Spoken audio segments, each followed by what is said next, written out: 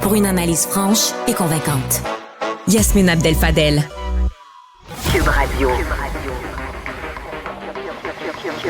Cube Radio. En direct à LCN.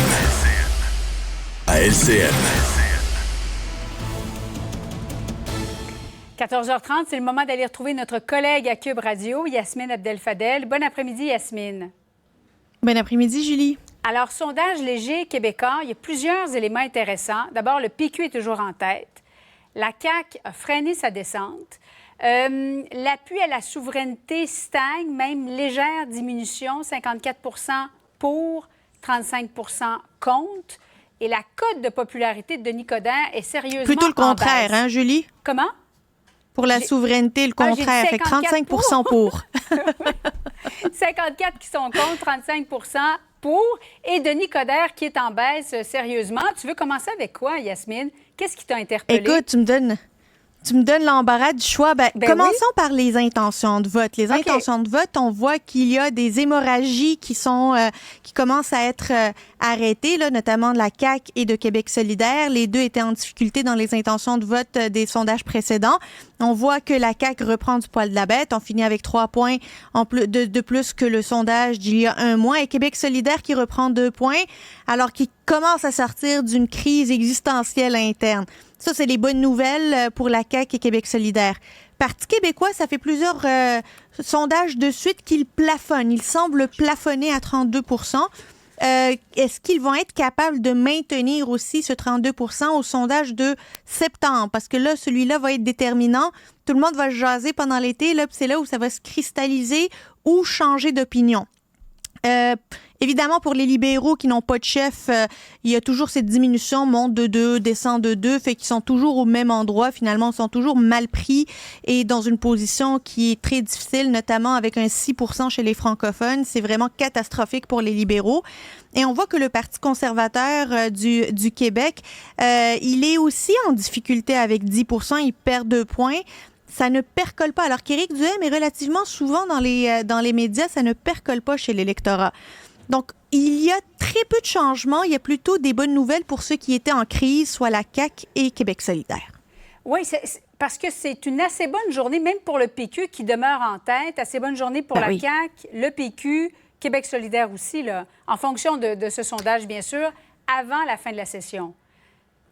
Moi, je te dirais, Julie, qu'on dirait qu'il y a des bonnes nouvelles pour tout le monde dans ce sondage-là. Oui. Parce que c'est soit le PQ se maintient au pouvoir, la CAQ, elle remonte dans les sondages, le PQ se maintient au pouvoir, les libéraux sont toujours au même endroit, ils peuvent pas faire pire.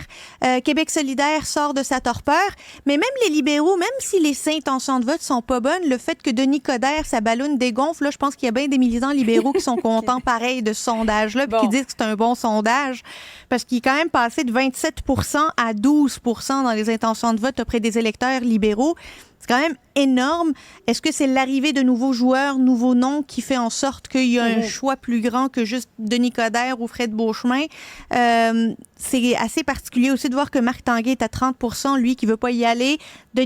Marois Risky à 6 La prochaine question que je me pose, et j'espère que notre ami Jean-Marc Léger va pouvoir y répondre, c'est Marc Tanguay, s'il ne fait pas partie de la liste, ces 30 vont où? C'est là où ça va commencer à être le fun dans les intentions de vote de cette course au leadership qui va être plus serrée qu'on l'aurait imaginé. Yasmine, on a finalement appris que la rencontre entre M. Trudeau et le premier ministre François Legault aura lieu lundi prochain à Québec. On sait que M. Legault ne cesse de marteler que le Québec est incapable de répondre à cette hausse massive du nombre d'immigrants. Mais on apprend également que Québec organise aussi 10 missions de recrutement de travailleurs temporaires d'ici février 2025. Ça fait l'objet de ton papier ce matin dans le journal. Mais oui, moi, je me demandais, on a vu le premier ministre dire, bon, il y a 2 programmes où ça va trop loin. Évidemment, il y a tout ce qui est demandeur d'asile. Là, on en a pris plus qu'on pouvait en prendre. L'élastique est tiré au maximum. Le gouvernement fédéral doit prendre ses responsabilités. Et il a tout à fait raison, mais sur toute la ligne là-dessus. D'ailleurs, on commence à voir que l'Ontario dépasse le Québec en termes de volume des demandeurs d'asile reçus dans les 4 premiers mois de 2024. Mettons les demandeurs d'asile de côté 2 secondes. Le deuxième dossier, c'est que dans ce plein, M. Legault, c'est l'arrivée des travailleurs étrangers temporaires. Il dit qu'on en a trop, qu'on n'a plus à capacité, ça nuit aux Français, ça nuit à l'habitation.